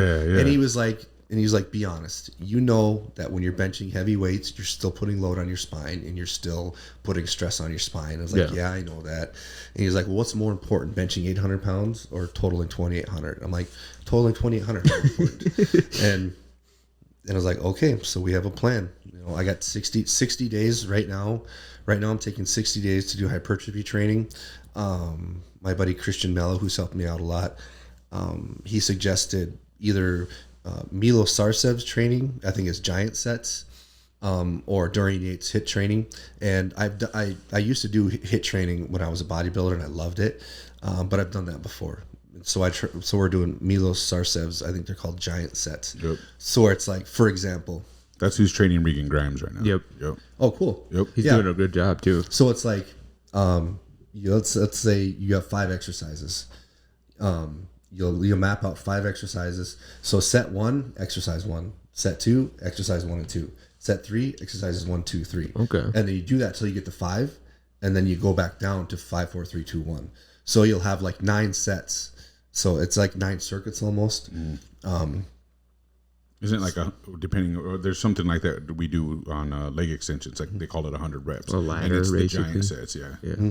Yep. But this, are you saying that's just the leg extension? It's just a certain one. But you're going up to 5 exercises. Yeah, so this is all, it's 5 exercises. In a set. Yeah, so at the 5th set, you're doing 5 exercises back to back. Yeah. And they're all high rep hypertrophy. So I like that. When I get to the 5th set, that's 5 exercises. And each one's 20 to 30 reps. So you just did like so many fucking reps. And then you have to work back down after you're exhausted. So that first lift, you're doing 9 sets of whatever the first lift I like to put like the priority or like the one that I want to do or is a little more compound. So that'll be 20 to 30 reps and you do 9 sets of that. That's a lot of fucking reps. And that's just one exercise. I count that as an exercise. And then I'll do a smaller one of like 3 exercises of like smaller, like stabilizing stuff. But I've done it for a week and I love it. But I haven't done like hypertrophy training in my legs for 12 years. So this is the first time like 12 years I've had like jelly legs, you know, that feeling you get on leg. That feeling I could imagine you on a leg extension. Marshall's just sitting there with the whole stack. He's all mad looking for more points. But it sucks, but also it also feels good to get that like jelly leg feeling, that pump you get in your quads. Like I don't do hypertrophy training and powerlifting, so it's been years since I got a pump. For sure. It gives me something to tackle. So we got 60 days of hypertrophy training, and then we have 8 months of getting a work capacity back, and that's just getting back to 80%. So I'm taking 8 months just to slowly work back to 80%. In the past, I've taken 3 months to get back to 80%. Now I'm taking 8 months to get back to 80%, so we can take a smaller jumps, get back there more progressively, and then in November we start training hardcore for July. So that's my goal right now. And this is crazy calculated, like therapy work. I like that. It's awesome. What's your current highest total? My highest total is 2745. That came via an 1107 squat, 783 bench, and an 856 deadlift. That's the one that I put together in 2019. That was the okay. That's crazy. That's nuts. I want to go to the Olympia and see you do something crazy. Olympia is fun, man. That meet is really fun. But it's different. That's the Olympia is single play. Yeah. So that would be something I'd like to revisit again later. But right now my goals are multiply right now. But still in single play, I'm still just from that meet. For the Olympia, I have the second highest total ever, and I think in my individual lifts are like top 5 as well. So just from, so yeah, that's my goals moving forward. It's extremely frustrating to go 2.5 years of being hurt constantly. Sure, but again, how many people would get hurt for 2 years and stay with it? Keep going. Exactly. Yeah. I mean, you've been re-injured over and over in the last 2 years. Yeah. On top of it, so and you still have some good longevity in it. Yeah, so, in my mind, I still have 7 years. Yeah, but there's also there's some of those outliers too that make it to their 50s, like Stan Efferding. You're trying to be one of them guys. I'm not trying to put a limit on myself, saying that like the majority of people's prime years in powerlifting is like 45. So I'm not trying to put. You just want to go as long as you can. Yeah, I want to try to go as long as I can. Michael Hearn is a bodybuilder, and he was benching 405 on the incline at Metroflex. So that was, I mean, that was a cool weekend when he came with Stan. That was. That was fun. But just lost my train of thought. As far as getting these things done in these last few years, in powerlifting, people who have kind of like that longevity, and people who are self-trained like myself, we don't care about the minutia. We care about the big things going forward. So maybe technique or diet or bracing the right way, mobility, flexibility. We didn't give a fuck about that. We want the big stuff. We want the big rocks. Right. So it's like I just spent the last 12 years building a skyscraper. And I didn't give a fuck how I put that skyscraper together. I didn't care if OSHA came in and approved it. I just know that I wanted the biggest fucking skyscraper. So I built the biggest fucking skyscraper. And there might not be plumbing in it. It's not the greatest structure. Yeah, it's not the greatest structure. There might not be plumbing. There might not be some floors on some of them. But I just did 90% of the work. So now for the next 5 or 6 years, I don't necessarily have to get stronger. Yeah. I just have to reinforce that foundation, put that plumbing in, put floors on this or floor, and stuff like that. So there's people in powerlifting who, when they start, and this is a lot of people coming to powerlifting now with all the information that's in social media, which is a good thing, but it's a bad thing. So they worry about the minutia. They worry about the small stuff first. So if they can't squat a plate without having perfect technique, or if they don't squat a plate without having knee pain or something like that, they stop. And then they just toil. So the whole time, it takes them years to get to 3 plates on squat because they won't move forward because so-and-so said that if you have knee pain on squats or if you have inflammation, you need to stop. Yeah. Or if your technique isn't this, or your mobility isn't like a gymnast, you need to stop. But while they're at 315, I'm fucking at 1,000 pounds. You know what I mean? I focused on the work, and at the end, it's biting me in the ass because I didn't pay attention to the small details. Right. But now, all I have to do is the small details. I did the work. I did all of the work. Now I just have to fine tune it. And this person back here at 3 years into it, they're like, it's not for me. This ain't fun. Right. And I see a lot of people like that in public. When there's work involved beyond just the fun stuff, it's when they lose intrigue. Yeah. Nobody wants to train through pain or discomfort anymore. Right. I agree with that. That's a huge part of the process. Yeah. Crazy, man. That's what we talk about all the time too. Yeah, you talked about in your last one. Yeah, it's definitely a new thing that is coming up. Entitlement. It just comes down to an entitlement. Like, it doesn't just mean like their lifestyle anymore. It's literally everything. People think they're entitled to have money. People think they're entitled to be famous. People think they're entitled to sponsorships. I get that all the fucking time from people. I've had people leave my gym because I wouldn't sponsor them, and they literally told me that, and I'm like, I would be embarrassed to tell somebody that if I truly felt that way about myself. But right on, bro. And those same motherfuckers ain't doing shit today. And they weren't doing shit before. They weren't then, but they're not today either. It's just like, see, like. But they follow the most popular. They follow the most popular people. Right. Yeah, they wear what those people wear, and so they think post, that's why. But while they're doing all that, I got girls on my crew that lift more than them. Right. And I know a person specifically who is in that situation where they wanted a sponsorship and they couldn't get it because you just didn't want to sponsor them, so they left. Yeah. And this person I would see in the gym, and I got girls in my crew that lift more than them. Yeah. I'm like, why would you come to somebody and be like, I want to be sponsored? Like, this is what I bring to the table. Like, why would you bring that plate to someone you want to be like, this is what I got, give me some shit. Like, but there's nothing on the plate. Even like amping up your training, when you get that no, you should be like, okay, I got to be better. Obviously, like, there's a way to get sponsored. It's not just like you either get sponsored now or you never get sponsored.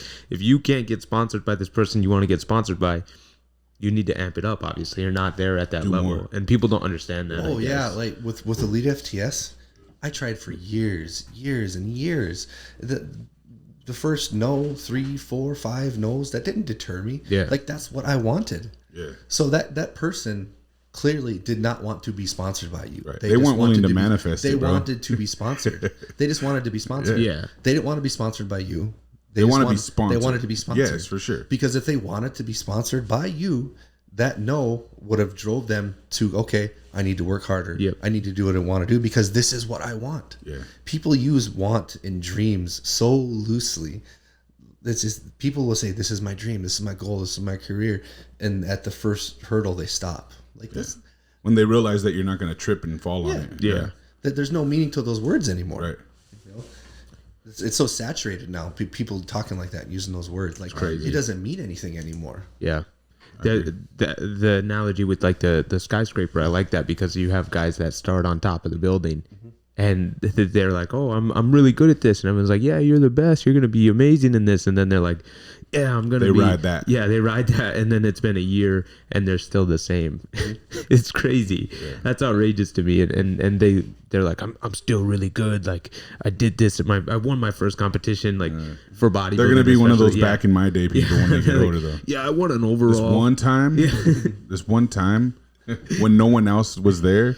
And I can bench 405 too. Like, just crazy stuff, man. Yeah, it's outrageous. So, man, before we bring this to an end, we're going on a good hour and a half, which is cool. This is a long one for us. Good. What else do you want to put out, man? What else do you want to? I know your accomplishments are awesome. Everything that's going on with your injury, you're still on the road now. You've made that clear. There's no stopping for you. You have really big goals to achieve, and you're going to make sure you do the work to do it. A long time goal, and I think maybe a dream of yours, is you've now built your own gym, Frozen Barbell, which is on your shirt there. Give a quick little rundown on that, and if do you have a page, social media page, or anything for it? I don't have a social media page for Frozen. And it's not really a public gym, even. I know that, right? But yeah, it's not a public gym. We opened Frozen in June, and then we had saved for it for a year and a half. So I'm not good with math. Whatever a year and a half from before June was. That's when we kind of started. It all kind of started. It wasn't because of businesses being closed or gyms being closed because of bullshit. That might have been a catalyst that sparked it.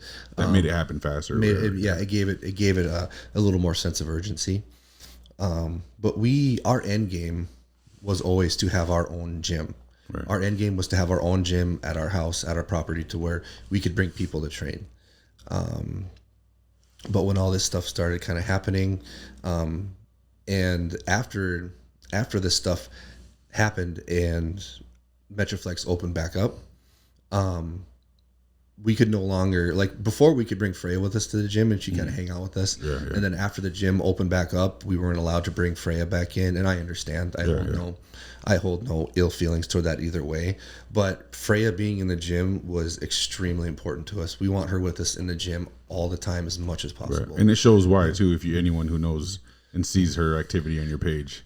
Yeah, so that was a huge thing too. It's like, okay, we need a place that we can train at, that Freya can grow up in. We need a place where it'll be always accessible to us no matter what's going on in the world. Nothing's going to close it. Yeah. And I've always wanted a place to train where only people who have powerlifting as a main priority in their life can train. And my buddy Micah is someone who I train with who shares the same values as me. I was like, dude, you're the only person I ever want to open a gym with because we share the same values. Yeah. We both eat, sleep, bleed this stuff. Yeah. It's the top 2 priority in our life. But at the time, he was going to move with his girlfriend, Kayla. She had a job opportunity in Cincinnati, and they were going to move.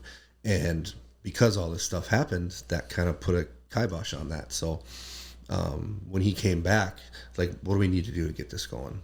And we just kind of like, well, how long do we need to save for this? And we came up with an agreement. Kathy, my wife, and we agreed, okay, we will save up and we will buy the equipment, but you guys have to provide the building. So at that time, he was living in an apartment. Kayla was living in an apartment. So they went house hunting, and they searched for a house and a property that had a shed or a garage or a giant garage. So they bought that. It's in Walcott. It's like a 25-minute drive south. So they provided that, and then it took us about a year and a half to save up for the equipment. And then we put all that in June of 2021. So like I said, that is... it's about a 25-mile drive south of Fargo. We only have about 5 or 6 or 7 members, and I think two of them are part-time, because we have categories. We have full-time lifters and part-time lifters. If you're not a full-time lifter, you're not a full-time lifter. Like, you know what I mean? Like, you don't get to represent the shirt. Like, you have to do, if you want to be a full-time member at Frozen, you have to be training for competition at all times. You have to be, because I don't want anybody that's not training for competition. You know what I mean? Yeah. I don't want anybody there where powerlifting is not a priority in their life. So you have to be training for competition. You have to have trained for a meet the entirety at Frozen. So if you want to be a full-time member, you got to have something on the calendar. Yep. It's like you have to do a meet, and all of your training has to be done at Frozen. It's not like you can be part-time. Like, I'm going to train here half the time, train here half the time. Like, no. If you want to be a full-time member of the gym, all of your training has to be done there. And we don't charge people. We're going to have it regardless. Right. So we don't charge people, but we also hold a standard if you want to be there. This is what we expect. And so there's still dues that have to be paid, just not financially. Exactly. Yeah. And like what Dee said about everybody's got their own goals. Yeah. Like, I don't think that if you want to be a powerlifter, you have to take it as seriously as I do. You can be a hobby powerlifter. I don't care. I acknowledge that people hobby lift, or they like to powerlift to compete, but if they miss a couple days during the week, or if they go on vacation or whatever, they don't train when they're on vacation. I get that. That's not me. Powerlifting is a priority, and I don't want you out there if it's not a priority. Yeah. But I don't think any less of you. You know what I mean? Like, this place is not for you. You know what I mean? So I don't want anybody out there that it's not a priority. So we have specific training hours, we have specific days, and that's the only time it's open. It's not like you can get the combo to the security door and come in on train in the morning if you want. Like, no, there's set times, there's set days, and you have to make a commitment. You know what I mean? Like, this is a commitment. You have to make a commitment to training. If you say you're going to be here on these days, we expect you to be there. Yeah. No excuses. Because you're making commitment. You're sacrificing something to be here. You got guys like Nate. Mm-hmm. Nate has been like, nah, I'm not. I gotta do squats in the morning, and it's Sunday. It's like he's not going out Saturday night. Oh yeah, he refuses to play with his craft right now. I love that about him. Mm-hmm. Yeah, you could tell he's even more focused, even I think these days. And if you can't understand that, then it's not the place for you. But that doesn't mean you're not a powerlifter. That's understandable. I just wanted a place that was a club for only people who are serious. And we only have, I think, like 5 or 6 or 7 lifters. I think we have 2 that are part-time. I don't necessarily want to have part-time lifters there, but the 2 people are friends. Like, I want to be hard, and to create the environment that I want to create, you have to be an asshole. You know what I mean? Like, you have to have that conversation with a friend. And then you're gonna have to worry about that backlash. Like, man, I've had your back for so long. We're friends. How you doing this today? And I'm like, dude, you knew the rules when you signed up. I don't want to be in that situation. I'm too soft like that. Yeah. So I don't necessarily want part-timers there, but there's a couple people where they're my friends. I like them. I want them in my life.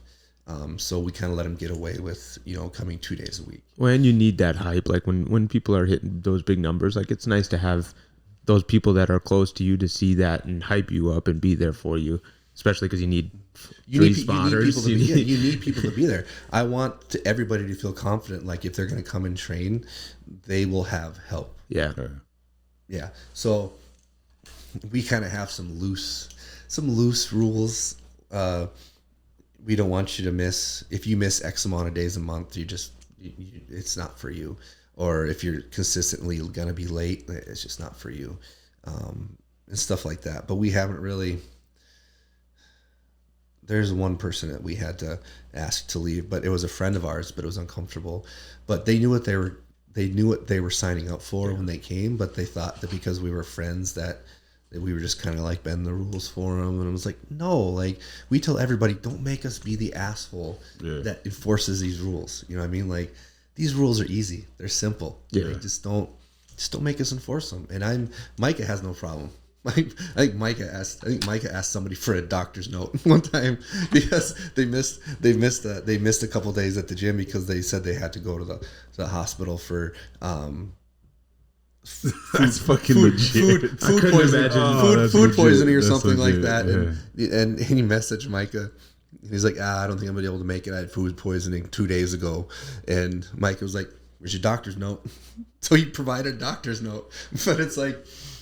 That's cool that you guys take it that serious, though, man. Like I said, your method and your approach to things would really instill the desire in somebody to take it more fucking seriously. For sure. Even if they were a hobby lifter, which is, I don't think you should necessarily always count them out or count all of them out. I'm sure you can look at a person and determine what they're made of and if they've got at least something in them to work with. Yeah. I mean, even like myself, I feel like if I came over there for 12 months and you taught me some stuff, I would enjoy it, and I would be okay with doing that and putting that first. But I already put bodybuilding. You like discipline in my though. top 3. Yeah. It's like, you have to be someone who's down with the discipline. Exactly. I think already. It's like family, work, and bodybuilding is what I do. So I guess it's hard. Well, yeah, because it's like, if you're getting ready for a show and you have to go out of town, what's the first thing you think of?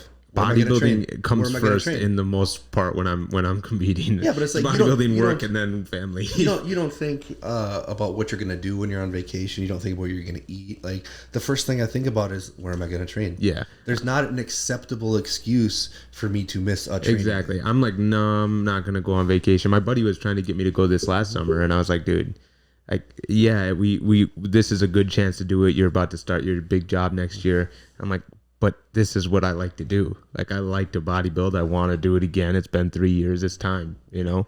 And I'm glad I did it. I'm glad I didn't go on vacation, even though it would have been fun too. But, like, I can't compete and go to Mexico. It's not going to be as fun. Mm-hmm.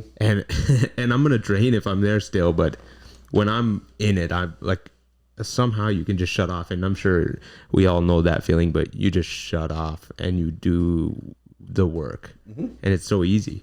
It feels so easy at the time. It's very weird. Because there's no choice in the matter. Exactly. When you have no choice, it's not hard. Yeah, that's true. You know what I mean? Like, so Dorian Yates said something like that in one of his motivational videos.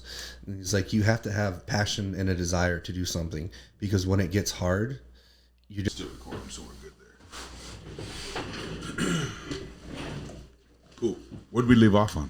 That was it. Yeah, I was just talking about. The Dorian Yates said you have to have passion and a desire to do something. So when those hard times come, you still do what you're doing because you have a passion and a desire. If you don't have a desire or passion for something, you're not going to stay in it when it's difficult and when it's rough. And then when you quit, you don't quit for the little things, because as soon as you quit once, then the next time it gets hard, you're going to quit.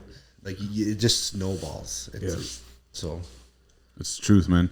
And that's probably what we're seeing the majority of is the people at the gym, the little bodybuilders and the guys filming themselves.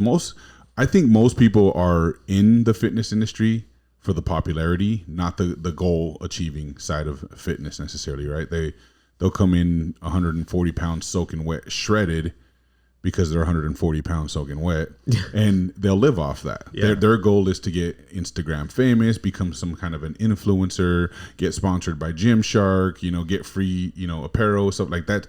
That is their goal. So they're attacking it probably in the correct manner for what it is they want out of life. It works, as opposed, and I think you'll see, I don't know if you'd call them imposters, but like the bodybuilders, the power lifters, the strong men, the CrossFit, Olympic lifters, CrossFit, they all have those people within their circuits. And then there's the ones that take that shit serious, that made that shit a sport or whatever. But I think every one of these different genres is going to have those ones that are just trying to be an influencer within that genre. I mean, you see it in entrepreneurship. There's guys out there renting Lamborghinis to do a video shoot on Instagram and saying, you want what I have? All you got to do is buy my book. And then they get rich off the book, not the actual for sure entrepreneurship. Yeah, on our wall in our gym, we got something written that says no influencers. No influencer. Hell yeah. I like that. It says no influencers and no masks. I like that. That's good. Yeah, I like that one. So, we covered a lot about you, man. This is awesome. It was a really good conversation. You've had a serious walk in powerlifting and have accomplished a lot of fucking goals, most of which Deion, I don't think, even knew about. I did it. Yeah. It was very interesting. It was hard to even say words because I was like, this is stuff I haven't heard about. Yeah, it's a story to tell, man. You're definitely decorated. You've achieved a lot in this sport, and you're still trying to achieve more and do bigger and better. And if I was in the powerlifting scene, you're definitely the person that I would want to associate myself with and follow in the footsteps of, or even be coached by, because of your experience and your expertise in this. Sure. I can't think of another person in our region that would qualify as much as you do. I know there's a lot of people that qualify, but on your level, man, I think you're definitely one of the top. I understand, and like 13 years of experience has a lot of weight to it. Yeah, for sure. I know a lot of bodybuilding, powerlifting coaches that have been doing it for 2 years, and then now they're coaches.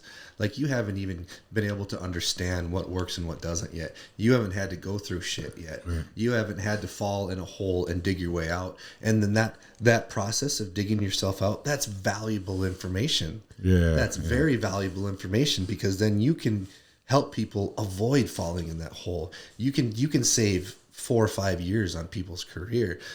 Like I'm coaching somebody right now. His name's Kevin. He's from Minot. I hope someday he moves here. I know he wants to move here to train with me, but he is me. He is where I was at that age. Like I can see him surpassing me. He's got that hunger. He's got that patience. He's got that will. He does anything I tell him to. And I can see myself cutting years or adding years to his training, or cutting bad years off, because I see him getting ready to make the same mistakes I did, and I cut that shit out. And I said, this is what I did to bridge that hole. And then he does it. And then he's leapfrogging. Now all of a sudden he's a couple years ahead of me. You know what I mean? Like awesome. He is stronger and accomplished more in the amount of time that it took me to get there, because we're leapfrogging those problems. And you don't get that with somebody who's been coaching for 2 years. You know what I mean? For sure. They haven't had a time to figure that stuff out. You can learn stuff in 2 years, but you know, you're not gonna be qualified to charge somebody $200, $300, $400, $500, $600 a month for that. That's what John and I talk about all the time. He's like, so you competed now, are you gonna start coaching? And it's like, no, I heard that. Now that you've done a couple shows, yeah, that's a thing. Yeah, it is. But and like people, it's in any sport though. I see it in powerlifting. I see it in every sport. Someone will do a couple competitions, next thing you know, they're like, you know what, guys, I got my cert and I decided to take the plunge, and it's just like, oh, it's like I don't have any certs. I don't have any certifications, not one whatsoever. And I've talked to other I've talked to Sweeney about like some coaches in general, and he'd be like, well, this person has this cert. And then I'll watch this person on social media. Like, I don't give a fuck if they have 12 certs. I can see that they don't know what the fuck they're talking about. Yeah. And you don't get that. Experience trumps everything, bro. It really does. You don't get that hindsight where from studying a test and taking a test and getting your cert. Yeah. You know what I mean? You get that from experience. So you could have all the certs in the world, but if I watch your lift and your technique is horseshit and you look horrible, like, I don't fucking care. Mm-hmm. But people don't see that. People coming up, they don't see that. They don't know any better. Like, this person's got all these certs. I want them to be my coach. They've got 12,000 followers on Instagram or whatever. Yeah. Like, that person's my coach. But little do they know, that person doesn't know a damn thing. But they don't know that. Right. And it's going to take them, you know, what, a year, 6 months, 8 months, a year's worth of paying a shitload of money every month to learn that lesson. Yeah. I mean, hopefully they learn that lesson, but you know, most won't. It's an expensive lesson. Yeah, you know what I mean? And I don't charge a whole lot. Like I charge $75 a month. And it's $50 a month for military. Wow. But that is just programming. Like I'll program all of your training, and that's just for $75 a month. If I was able to work with people one-on-one, I would charge more, but I can't justify it. Yeah. I honestly can't justify charging that much money if I am not hands-on with that person. I feel like right now they're getting what they pay for. Sure. And I don't have like Excel, or I don't have a computer. Like I have a whiteboard the size of my wall at home, and I write that shit, and then I take screenshots. And my handwriting is fucking awful. Like it's funny because like the first couple months someone new with me, they'll be asking me constantly what I wrote because they can't read it. But then the people who've been with me for a year, they can decipher my horrible handwriting. Like, oh, this means that. But it takes them like 6 months to be able to read my horseshit handwriting. That is crazy. But it's like if you wanted me to like sit down on a computer and make a spreadsheet, like I'd have to charge you more. You know what I mean? Like, because to me, that's a hassle. I hate computers. Like that's just a hassle. So I would feel like I'd have to charge you more because it's taking more time out of my day. Yeah. And well, plus I like to see it all. I like to see if I'm doing like a 12-week program, I want it all in front of me. I can't stand like I have to scroll down to see what I did in this month. And it's like, no, I wish I had a better system. Kathy bought me a tablet just hoping I would do that. I'm like, I'm not using that. I like the wall better. If there's a better system where I could still use the wall, but no.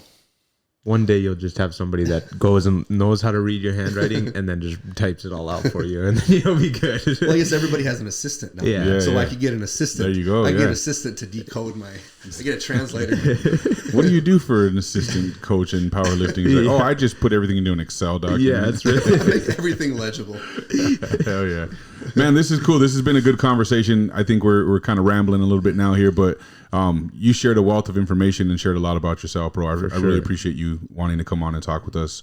A good over hour and a half, hour and 50-minute conversation. I'm sure they're going to be stuck in it too. Yeah. This is if you're not intrigued by this conversation, I don't know what you watched us for, because this is all the same topic of discussion and within the same industry. So super grateful that you came on, man. I always love having conversations with you. I'd love to bring you back on. I know you said that you would love to talk a little bit more in depth about some of the work that you're doing in terms of your injury and with your chiropractor and coaches and stuff like that. I would welcome that any day that you wanted to do that. For sure. I would love to bring Chris Doctor on, my chiropractor and PT, because I can only give you the meathead explanation of it. Like I tried to explain herniated disc and stuff like that, but he can explain it from a scientific, educated standpoint. Yeah. And he could tell you, or he could tell people, like, this is what Marshall did, and this is why he fucked his back up, and this is what we did to fix it. Right. The reason why we do this exercise is because it fixes this. And I feel like that could help so many people avoid injury. Yeah. And also I want to get on here with Sweeney, because I'm going to work with Sweeney this year, because I need to learn how to move in compromised positions, like putting my socks on, like bending over and twisting. And I've seen him do a lot of stuff with his clients where they're bending, twisting, lifting weights from a twisting position. Like, I need to get stronger in those areas. So it'd be amazing to have a conversation with Sweeney on this, mapping out what we would do and why, and that would help a lot of people. Absolutely, yeah. The more value we can bring to this show, man, that's obviously the goal. So we welcome that. I would love to have all you guys come on and do that one at a time, all together, however we got to do it. Yeah. Just like going forward, we only have a couple of people at Frozen. Doors open. Like, if you want to take powerlifting seriously, we have the best equipment at our disposal. We just went on a shopping spree at Elite FTS. We have the best equipment available to us. You got monolifts, power benches, everything. Anything you could possibly need, we have it. So if you are a dedicated person and you want to take powerlifting to the next level, hit me up. But if you don't feel like you could fall in those parameters, don't feel bad. Like, it's just not your gig. Yeah. And as far as my coaching goes, I'm willing to take on more clients. I just only want to take on people who treat that as a priority. Yeah, for sure. Because one thing that really frustrates me is people will have questions in general on powerlifting, or how do I fix my deadlift? How do I fix my squat? And you'll have the people who are the vultures looking for that payday. They'll swoop in and they'll see a problem that is a 3-month to 6-month problem. They're like, I'll fix that for you right away. And then that person's tied in, and they don't know that they're just paying the shitload of money because they think this person is going to fix that problem immediately. Yeah. But I can see that's, dude, you're not going to fix that for 6 months. That's a technique thing. This is months of work, but nobody wants to get the answer. It's 6 months of work. They want to get that. They want to get that right now. How can I fix this now? I'm like, I know it's expensive, but they can do it faster. We got 4 weeks. Yeah. Like, for her really, really good quote. It's like, people overestimate what they can do in a short amount of time, and they underestimate what they can do in a long period of time. Yes. People think that they can fix the world in 2 months. You know what I mean? Like, no, your problem is like a 6-month problem. You know what I mean? Like, you're not going to revamp your technique in 2 weeks. You know what I mean? But that's why I don't reach out to people on social media, because I honestly feel like they're not going to listen to me anyways. Right. Because in the past, I have tried to help a lot of people. I'm old and bitter now. I tried to help a lot of people in the past, and now I'm just kind of bitter and guarded. Yeah. But you'll try to help somebody, but it's not the answer they want. It's not now. Yeah. And it's like, dude, your problem is a 6-month problem, but you want it done in a month. Like, it's not how it works. And then it's like, I don't know what I'm talking about, because you can't fix me now. So I'm going to go to that person. They're going to fix me now for $400 a month. Like, have fun with that. Yeah. You're going to be out of money and not fixed. Yeah. You know what I mean? So yeah, with as far as my training and my gym, I want dedicated people. Sure. So if you want to take it to the next level, I don't have a page for Frozen, but I have a page for my training. It's called Strength Realized. It's all one word, at Instagram, or my own personal page is Marshall Johnson at Instagram. So cool. Very good ways to hit me up for that. Good deal. Awesome, man. Dion, we'll want to sign us off. And again, Marshall, thank you very much for coming on the show, man. We really appreciate it. I'm glad we finally got around to this. I look forward to getting this edited up and shared to everybody. It was very enjoyable. We hope you guys enjoyed it as well. Thank you for watching another episode of the Ill Ego Talk modcast. I mean, nothing planned yet for next week, but we're gonna get into it. And that's all I've got. Make sure to hit us up on H&I Nutrition. On Instagram, it's H&I_nutrition. Facebook is H&I Nutrition. Make sure to leave a like, comment. If you want to reach out to Marshall, I'm sure he'd be more than happy to give you some information or talk to him, or reach out to one of us if you want to get in contact with him, or one of us. We don't do anything like that. We'll refer you to Marshall for that. But yeah, so I mean, and if you enjoyed it, just make sure to leave a comment. And then my Instagram is Deion Larry, Deion Larry, Lary. And then Ill Ego Culture Brands on Instagram is @IllEgo_Culture Brands, and @IllEgo_CEO for my personal page on Instagram. And like Deion said, like, share, subscribe, all that good stuff. Support it if you like it. Share it with your friends and talk shit if you don't. Thanks. Appreciate you guys' time.